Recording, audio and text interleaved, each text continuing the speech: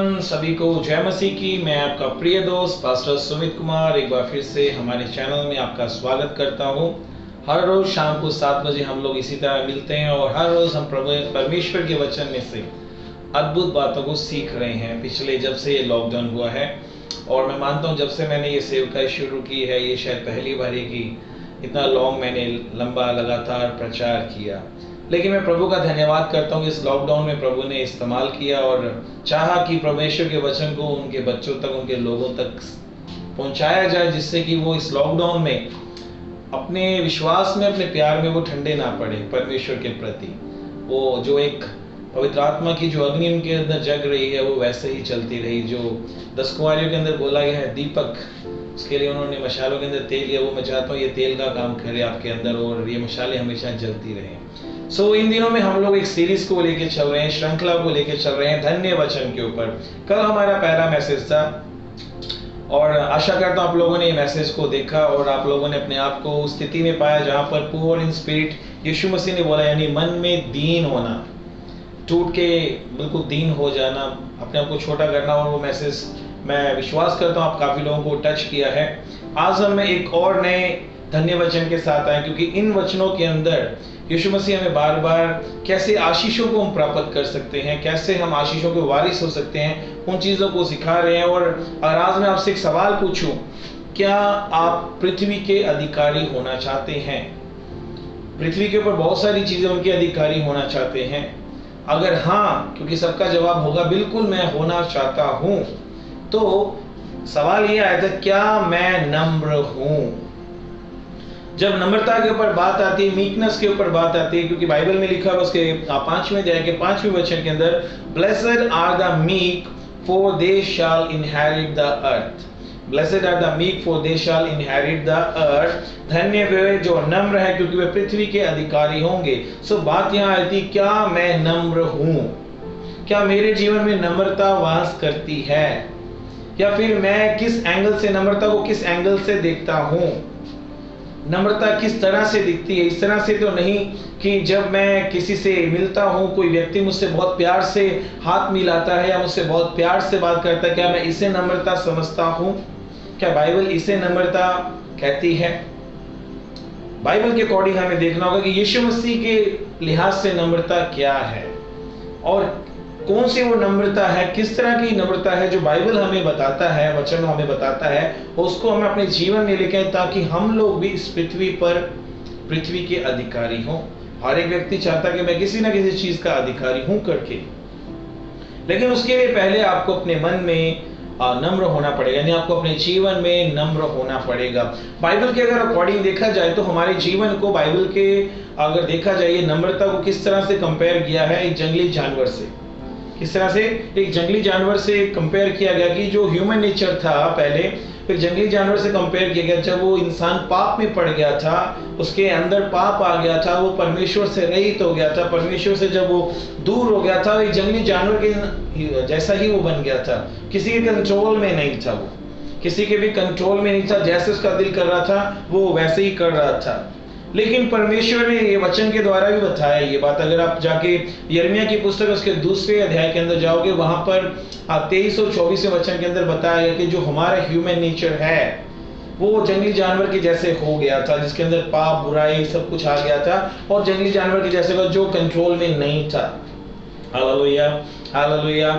लेकिन जब परमेश्वर हमारी जिंदगी में आते हैं, परमेश्वर हमारी जिंदगी में आते हैं, वो क्या करते हैं? हमारे उस पाप वाले जीवन में आके, हमारे अंदर जो पाप बसा हुआ है, हमारे मन में, हमारे दिल में, हमारे जीवन में जो पाप बसा होता है, प्रभु उस जीवन में आके अधिकार ले लेते हैं और क्या करते हैं? हमारे जीवन को बदलना शुरू कर देते हैं। हमारे जीवन को क्या करते हैं? बदलना शुरू कर देते हैं। हमारे गुस्से वाले स्वभाव को बदलना शुरू कर देते हैं। हमारे जीवन में जो भटकाने वाली बातें होती हैं, जो हमें अशांत करके रखते हैं, प्रभु उससे हमें शांत करने की कोशिश करता है। और इससे अलावा प्रभु क्या करने की कोशिश करता है? हमारे जीवन के अंदर जो बेचैनी होती है, प्रभु उससे दूर लाकर हमारे जीवन में अपनी शांति भरने की कोशिश करता है। आपको मालूम है, एक उदाहरण देके आपको समझाना चाहता हूं मैं इस चीज को कि नम्रता किसे कहा जाता है, क्योंकि जानवर से कंपेयर किया गया, जंगली जानवर के साथ। आपको मालूम है, जब एक जंगली घोड़े को आपने अक्सर टीवी के ऊपर या वीडियोस के अंदर देखा होगा, जब एक जंगली घोड़े को पकड़ने की कोशिश करते हैं। वो जंगली घोड़ा किसी के भी काबू में नहीं आता।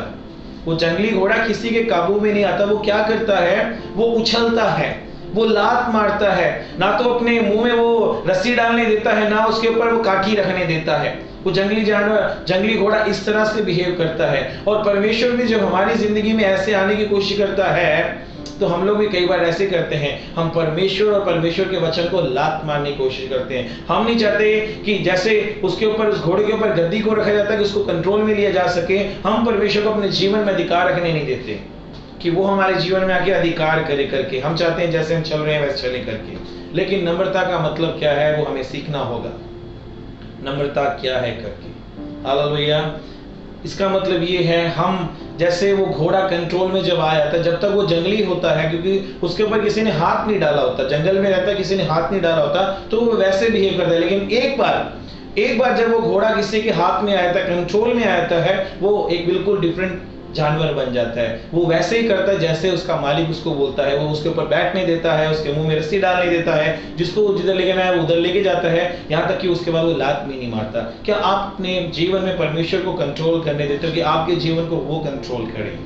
किसी एक व्यक्ति ने, बहुत बड़े राइटर ने, एक बहुत बड़े लेखक का नाम है C.H. स्पर्जन करके, उन्होंने अपने हिसाब से मीकनेस की जो डेफिनेशन दी। क्या है मीकनेस का मतलब? मीकनेस का मतलब ये, जब आप अपने जीवन में हम्बल हो जाते हो, आप अपने जीवन में हम्बल हो जाते हो, जब आप अपने जीवन में जेंटल हो जाते हो, जब आप अपने जीवन में पेशेंट हो जाते हो, जब आप अपने जीवन के अंदर माफी वाले स्वभाव को लेकर आए, तो दूसरों को माफ करने वाले, जब आप अपने जीवन के अंदर संतुष्ट होना सीख जाते हो, कंटेंट होना सीख जाते हो कि मुझे कंटेंट होकर जीना है, यानी मुझे नम्र, दीन हमारे स्वभाव के अंदर लेके आना है, मुझे लोगों के साथ अच्छा बर्ताव करना, ये उनकी डेफिनेशन है। क्योंकि जब हम अपने जीवन में नम्रता को लेकर आते हैं, जब परमेश्वर हमारे जीवन में आता है नम्रता को लेकर, और हमारा स्वभाव जब बदलता है, हमारे जीवन से क्या निकल जाता है? सबसे पहले घमंड चला जाता है,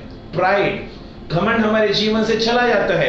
दूसरे नंबर पे क्या होता है? हमारे अंदर जो गुस्से वाली जो भावना होती है वो चली जाती है, जो द्वेष वाली भावना होती है वो चली जाती है, जो बदले वाली भावना हमारे अंदर होती है किसी के भी प्रति, अगर किसी ने हमारा कुछ बुरा किया है और मेरे अंदर एक मंशा रहती है मैं किसी तरह से इसका बदला लूं, वो बदला लेने का स्वभाव हमारे अंदर से चला जाता है। मेरे जो गलत इच्छाएं होती हैं वो मेरे जीवन से चली जाती हैं। मीकनेस, हमें नम्र बनना होगा, नम्रता के अंदर जीना होगा। अगर हम इस धरती पर रहते हुए परमेश्वर से आशीष चाहते हैं, अगर हम इस पृथ्वी पर रहते हुए परमेश्वर से बरकत चाहते हैं, अगर हम इस धरती के ऊपर रहते हुए हम चाहते हैं मैं पृथ्वी का अधिकारी बनूं, तो क्या करना होगा? आपको अपने जीवन को प्रभु के हाथों में सौंपना होगा, उसको कंट्रोल में देना होगा कि प्रभु तू चला करके। आप अपनी मर्जी से नहीं, परमेश्वर की मर्जी से चलोगे, उसके कंट्रोल से चलोगे। और क्या हो जाएगा?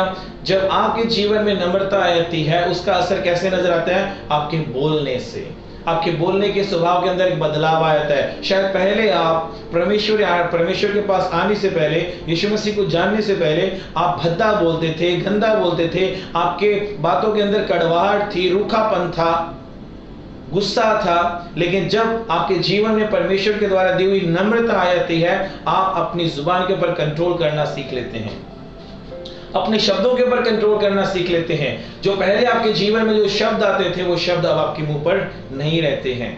और जब हमारे जीवन में नम्रता आती, क्या होती है? पहले मैं बहुत सारी चीजों को लेकर संतुष्ट ही नहीं रहता था, मैं और पालूं, और ले लूं, और कमा लूं, और ले लूं, ऐसे करते रहते थे, कभी संतुष्टि नहीं थी जीवन के अंदर। लेकिन जब एक व्यक्ति नम्र हो जाता है, उसके जीवन के अंदर संतुष्टि आती है, मतलब वो संतुष्ट रहता है, चाहे उसके पास थोड़ा है चाहे ज्यादा है, वो उसी में संतुष्ट रहना सीखता है, क्योंकि उसे मालूम है कि परमेश्वर जो मैं उसमें खुश हूं करके।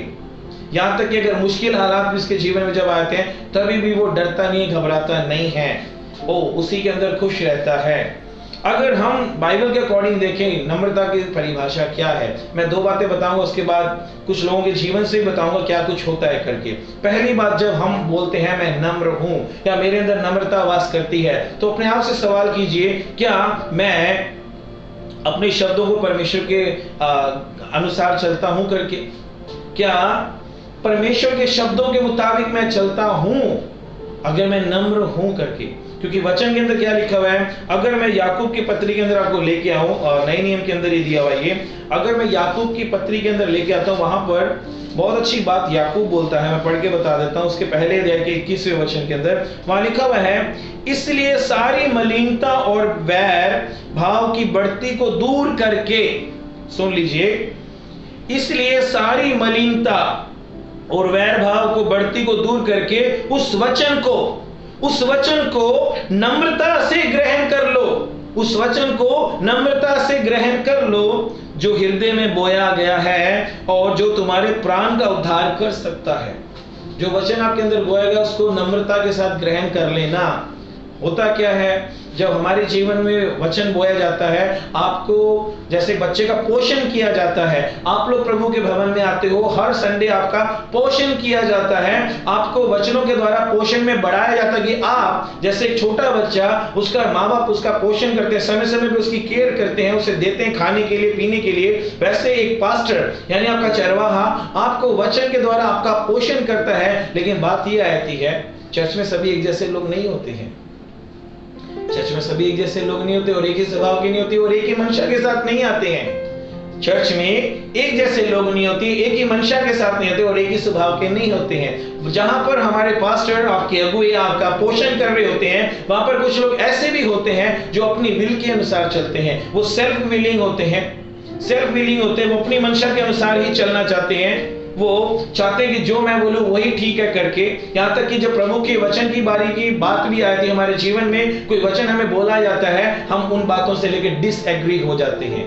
क्योंकि मैं अपनी विल के अंदर जी रहा हूं, अपनी मंशा के अंदर जी रहा हूं, अभी मैं टेम नहीं हुआ हूं, यानी मैं प्रभु की मर्जी में नहीं आया हूं, अभी नम्रता मेरे अंदर वास नहीं करती है। यीशु मसीह ने क्या बोला मत्ती की किताब के अंदर, मेरे भाई और बहनों, अगर हम लोग मत्ती की किताब उसके 11वें अध्याय के अंदर आते हैं, यीशु मसीह ने बहुत ही खूबसूरत बात बोली और सब लोग ये बात जानते भी हैं। अगर मैं पढ़ देता हूं आप लोगों के लिए, अगर हम लोग मत्ती की किताब उसके 11वें अध्याय के अंदर आएंगे तो वहां पर ये वचन बहुत फेमस है और लिखा हुआ है सब परिश्रम करने वालों और बोझ से दबे हुए लोगों मेरे पास आओ, है सब परिश्रम करने वालों बोझ से दबे लोगों मेरे पास आओ, मैं तुम्हें विश्राम दूंगा।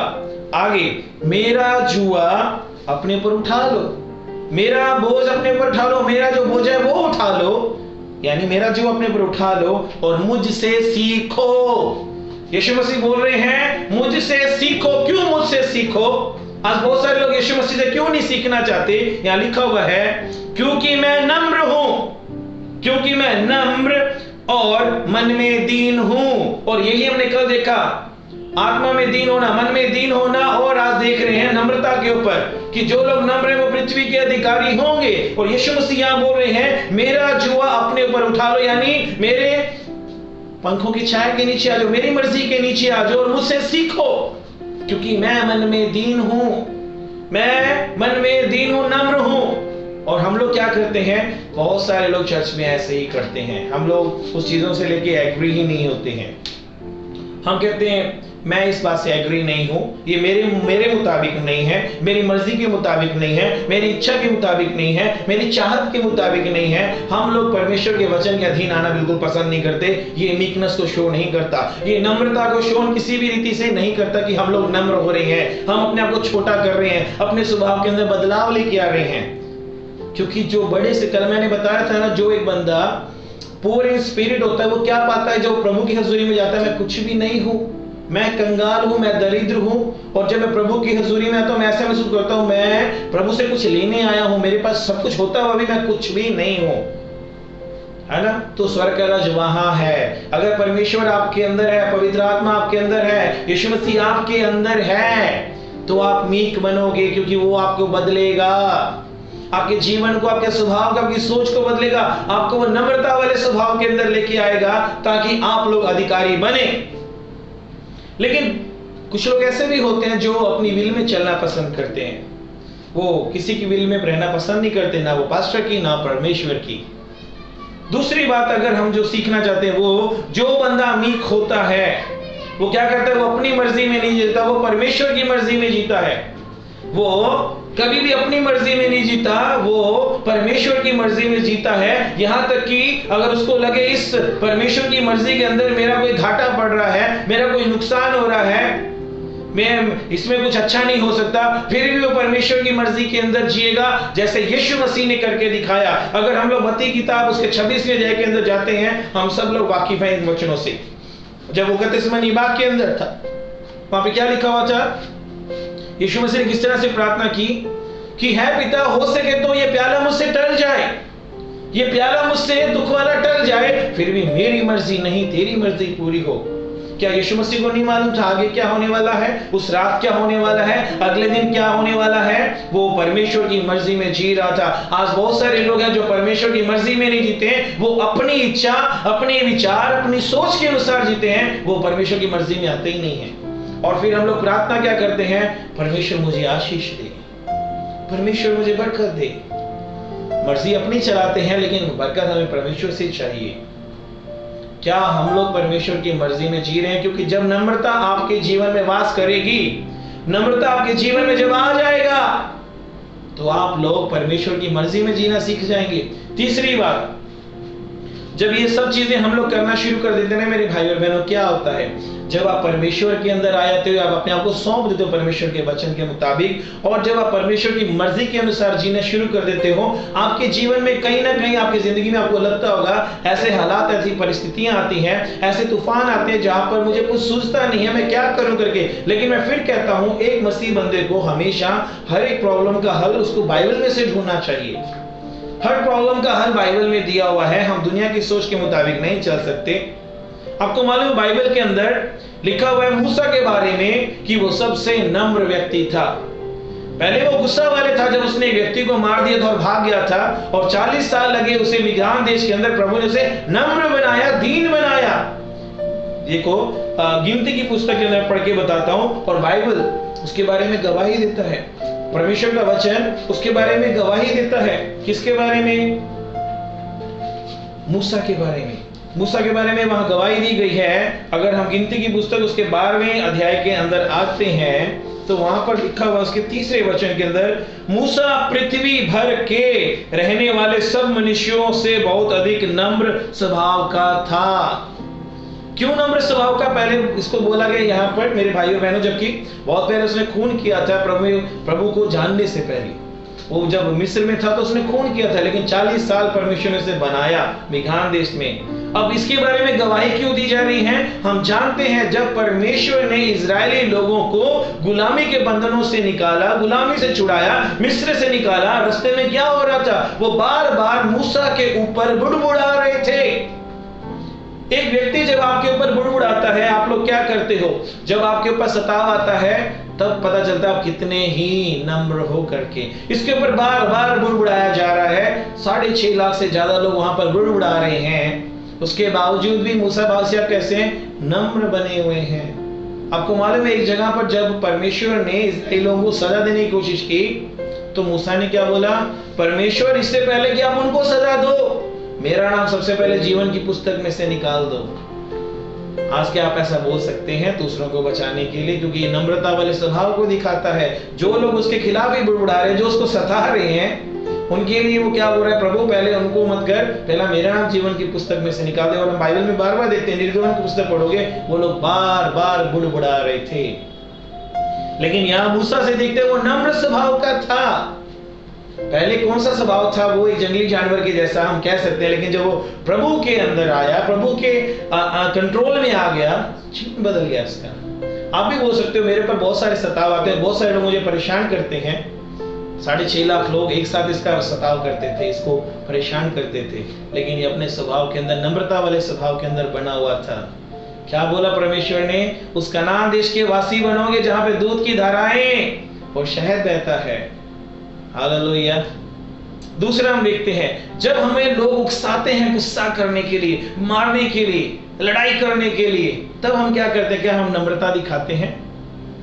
क्या हम लोग उस समय नम्रता दिखाते हैं? लोग हमें बहुत परेशान करते हैं, इतना गुस्सा दिला देते, दिल करता है बस गर्दन से पकड़ ले, लंबा डाले, पीट दें, बहुत कुछ कर दें। आपको मालूम है बाइबल के अंदर क्या हुआ था मेरे भाई और बहनों? आपके जीवन में भी ये सिचुएशन आती है, मैं जानता हूं, हम इंसान हैं, हमारे साथ ये सब होता है। जब लोग हमें उकसाते हैं कि हम उस भक्ति वाले जीवन से बाहर निकल कर, प्रभु वाले जीवन से बाहर निकल के आत्मिकता वाला जीवन से बाहर निकल कर अपनी भड़ास को बाहर निकालें, वो पुराने स्वभाव को दिखाए मैं क्या हूं करके, लेकिन प्रभु हमें अलाउ नहीं करता।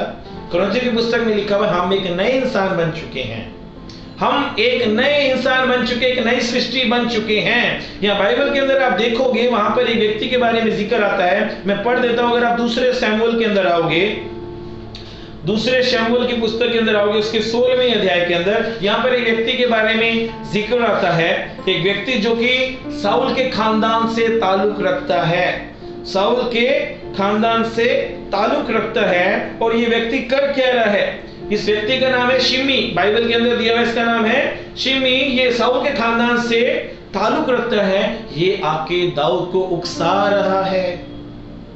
देखिए मैं पढ़ता हूं, जरा ध्यान से सुनिएगा। शिमी क्या कर रहा है, जरा पढ़ सुनिए। जब दाऊद राजा बहरीम तक पहुंचा तब साउल का एक कुटुंबी, एक रिश्तेदार वहीं से निकला, वे गेरा का पुत्र शिमी था, और वे कोसता हुआ चला गया। वे दाऊद पर और दाऊद राजा के सब कर्मचारियों पर पत्थर फेंकने लगा, और शूरवीरों समेत सब लोगों को, और उसकी दाहिनी बाईं दोनों ओर थे। शिमी कोसता हुआ यूं बकता हुआ, दूर दूर हो खूनी, दूर हो अच्छे, निकल जा निकल जा, यहोवा ने तुझसे साउल के घराने के खून का पूरा बदला लिया है, जिसके स्थान पर तू राजा बना है। यहोवा ने राज्य को तेरे पुत्र अबीशलोम के हाथ कर दिया है, और इसलिए तू खूनी है, तू अपनी बुराई आप फंस गया है। ये क्या कर रहा है? उसको उकसा रहा है। किसको? दाऊद को। वो उसको श्राप दे रहा है, उसके ऊपर पथराव करने की कोशिश कर रहा है, सब कुछ हो रहा है।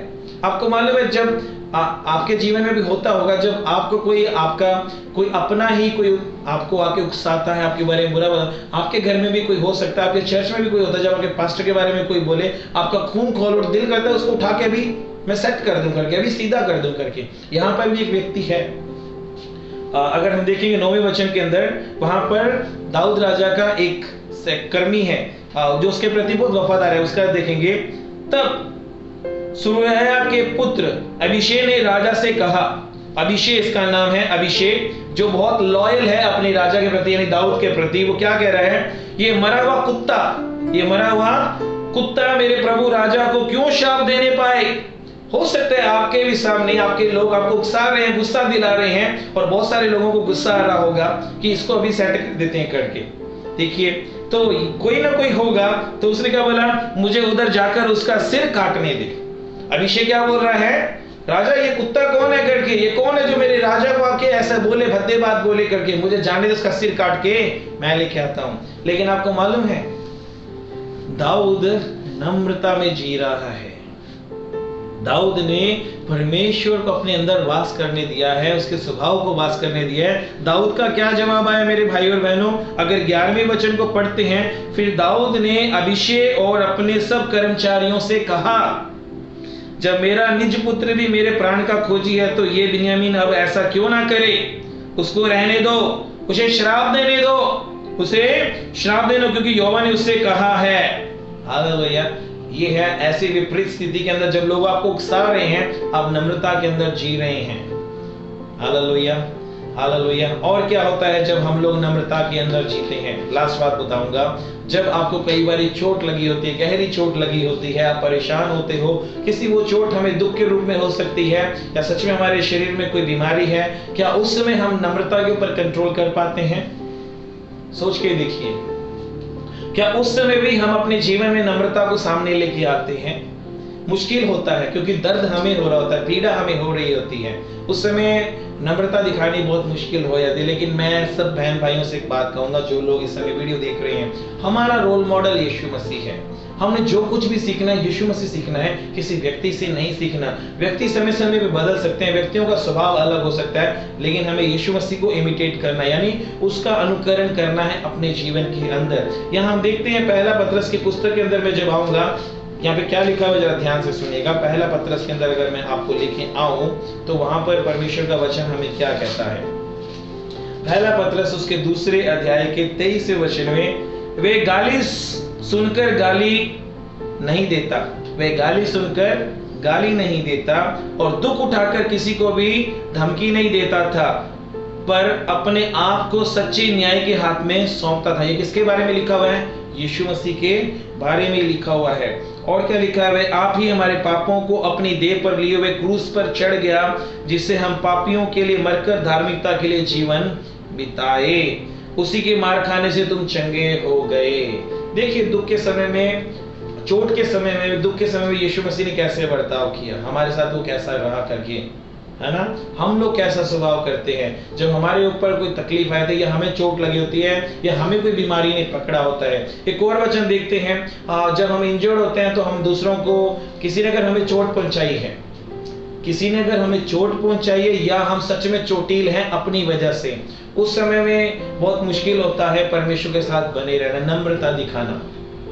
यीशु मसीह को देखिए, जब वो चोटिल है तब उसका क्या स्वभाव है, या किसी ने जब चोट पहुंचाई तब क्या था।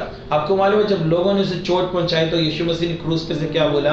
लूका की पुस्तक में पढ़ते हैं 23 के 24 के अंदर लिखा हुआ है, उसने प्रार्थना की, है पिता इन्हें माफ कर, इन्हें माफ कर, क्यों ये नहीं जानते ये क्या कर रहे हैं। यही फर्क है मेरे भाई और बहनों, दुनिया के लोगों में और एक आत्मिक व्यक्ति के अंदर। अगर आप सच में आत्मा में जी रहे हो, प्रभु के अंदर आत्मिकता में चल रहे हो, आपका स्वभाव लोगों के जैसा नहीं होगा, आपकी सोच लोगों के जैसे नहीं होगे, आपके थॉट्स उनके जैसे नहीं होंगे, आपके काम उनके जैसे नहीं होंगे। क्यों? क्योंकि परमेश्वर ने आपको अपने स्वरूप में बनाया है, तो आप उस स्वरूप के अंदर, उस स्वभाव के अंदर ढलते जा रहे हो। पौलुस कहता है, जैसे मसीह यीशु का स्वभाव था वैसे तुम्हारा हो। अगर सच में आज इतने सालों से अगर आप चर्च में जा रहे हो, अभी भी नम्रता आपके अंदर वास नहीं करती, अगर अभी भी आपको कंट्रोल नहीं होता अपनी जुबान के ऊपर, गुस्से के ऊपर, तो हम कैसे कह सकते हैं कि मैं परमेश्वर से आशीष को पाऊंगा? क्योंकि यीशु मसीह ने जब ये बातें बोली, पहाड़ के ऊपर धन्य वचन बोले, जब धन्य वचन बोले, मैं एक बात बोल के खत्म करने वाला हूं। 5वें अध्याय के अंदर वापस लेके जा रहा हूं आपको, मत्ती की किताब 5वें वचन के अंदर, जब ये यीशु मसीह ने धन्य वचन बोले, इसका कंक्लूजन कैसे किया, इस वचनों को खत्म कैसे किया? उसने बोला, तुम जगत की ज्योति हो, तुम लोग जगत की ज्योति हो, जो नगर के पहाड़ पर बसा हुआ छिप नहीं सकता, और उसी प्रकार तुम्हारा उजाला मनुष्यों के सामने चमके, मनुष्यों के नाम चमके, कि तुम्हारे भले कामों को देखकर तुम्हारा पिता जो स्वर्ग में है उसकी बड़ाई करें। ये कंक्लूजन यीशु मसीह ने ऐसे किया था कि ये आशीषों को, बरकतों को अपने जीवन में लाकर हम लोग एक ज्योति के समान अपने समाज में, अपने मोहल्ले में, अपने घर में, रिश्तेदारों के बीच में चमके, जहां पर लोग हमारे कामों को, हमारे स्वभाव को, हमारे जीवन को देखकर वो परमेश्वर की महिमा कर सके। क्या आज सच में आप अपने जीवन में परमेश्वर की महिमा होने देते हो अपने स्वभाव से, या आज भी जब आपको कोई उकसाता है, आपको गुस्सा दिलाता है, आप अपनी जुबान पर कंट्रोल नहीं कर पाते? मेरे भाई और बहनों, मैं आपको एक बात बताना चाहता हूं अपने बारे में ही। जब मैं 1998 में जब यीशु मसीह से मेरी मुलाकात हुई, उससे पहले मैं जब यहाँ आया था 1996 के अंदर हैदराबाद से, यहाँ मैंने क्या देखा पंजाब के अंदर, मैं किसी की बुराई नहीं कर रहा हूँ, लेकिन एक चीज जो मैंने देखी, जो आज भी है, वो ये कि पंजाब के अंदर लोगों के अंदर देखा, जब कभी भी कोई बात करते हैं तो पहले वो एक गाली निकाल के फिर बात करते हैं। बाजार के अंदर, लड़कों के अंदर मैंने ये चीज देखा, पाया मैंने, कि वो लोग गाली निकालते हैं फिर बात करते हैं, और कहीं ना कहीं वो मेरे अंदर भी आदत आ गई थी। लेकिन जिस दिन यीशु मसीह के साथ मेरा आमना सामना हुआ, 1998 के अंदर एनकाउंटर मेरा यीशु मसीह के साथ हुआ, आपको मालूम है उस समय से मैंने पवित्र आत्मा को महसूस करना शुरू किया। जब मैं काम पे जा रहा हूँ, पवित्र आत्मा मेरे साथ, मैं घर में आ रहा हूँ, रास्ते पे चल रहा हूँ, पवित्र आत्मा। और उसी समय यीशु मसीह ने ये बात मुझे सिखाई थी। जहाँ पे मैं काम करता था वहाँ करीब 15 लड़के काम करते थे, वो लोग गाली निकालते थे, बहुत भद्दी गालियां निकालते थे। और मालूम है जब पवित्र आत्मा मेरे साथ, मुझे क्या बोलता, तूने इनके जैसा नहीं बनना है, तूने अपनी जुबान से गाली निकाली। मैं प्रभु का धन्यवाद करता हूँ, प्रभु ने मेरे जीवन में 1998 से लेकर कंट्रोल कर रखा कि मेरी जुबान से कभी किसी के लिए गाली ना निकले करके। आपको मालूम है जब आप सच में यीशु मसीह के साथ चलते हो, उसके साथ संगति करते हो, उसके प्यार को अनुभव करते हो, उसकी नजदीकी में चलते हो, आपका जीवन टोटली चेंज होता है। आप कभी बदले की बात ही नहीं करते। अगर आप सच में ऐसे करोगे मेरे भाई और बहनों, अगर आप सच में नम्र बनते हो, आप सच में पृथ्वी के अधिकारी होंगे। आप परमेश्वर की उन चीजों के अधिकारी होंगे जहां पे परमेश्वर आपको रखना चाहता है। आज सब लोग पृथ्वी के अधिकारी होना चाहते हैं, बड़ी बड़ी चीजों के अधिकारी होना चाहते हैं। परमेश्वर करेगा भी, कौन अच्छी चीज नहीं चाहता? मैं भी चाहता हूँ, आप भी चाहते हैं, लेकिन उससे पहले एक काम भी करना है। वो ये है कि हमें नम्रता में जीना होगा, हमें अपने स्वभाव को नम्रता में लेके आना होगा। क्योंकि हर एक चीज की कंडीशन होती है ना, हर चीज की कंडीशन होती है। कोई सामान भी लेके आते तो उसकी भी कंडीशंस होती है, आपको इसको इस तरह से यूज करनी है करके, है ना। गाड़ी भी लेके आते तो उसकी भी कंडीशंस है, कोई चीज यूज करते हैं घर में उसकी भी कंडीशंस है। अगर आप सच में अधिकारी होना चाहते हो उन चीजों की जिसकी आप कल्पना करते हो, दर्शन देखते हो, ख्वाब देखते हो, आपको क्या करना होगा मेरे भाई और बहनों? करना ये होगा, आपको अपने स्वभाव के अंदर बदलाव लेके आना होगा। आपको नम्रता वाले स्वभाव में आना, जैसे यीशु मसीह का स्वभाव था उस स्वभाव में आना पड़ा होगा। बहुत जल्दी आप अपने जीवन में बहुत बड़े बदलाव देखोगे। सो प्रभु आप सबको बरकत दे, आशीष दे। आज एक मिस्टेक हुई, मुझे नहीं मालूम आप लोगों ने वो नोटिस किया है कि नहीं, कि पास्टर जी ने कल तीसरे वचन के ऊपर प्रचार किया था, आज सीधा पांचवें के ऊपर कैसे हो गया, चौथे वचन के ऊपर प्रचार नहीं हुआ। वो मिस्टेक इसलिए हुई मेरे भाई और बहनों, क्योंकि मैं आज मोबाइल के अंदर बाइबल को रीड कर रहा था, मैं आपको वो फोटो शेयर करूंगा। इस कंफ्यूजन की वजह से मैंने प्रचार चौथे की वजह मैंने पांचवें के ऊपर रेडी कर दिया था। जस्ट ये कंफ्यूजन थी। कल मैं चौथे वचन के ऊपर वापस आऊंगा जहां पे लिखा हुआ है धन्य वे जो शोक करते हैं क्योंकि वे शांति पाएंगे। कल इसके ऊपर हम चर्चा करेंगे। तब तक अपना ध्यान रखिए और प्रभु की नजदीकी में जाके प्रार्थना कीजिए कि वो आपको नम्रता वाले स्वभाव के अंदर लेके आए। सभी को जय मसीह की।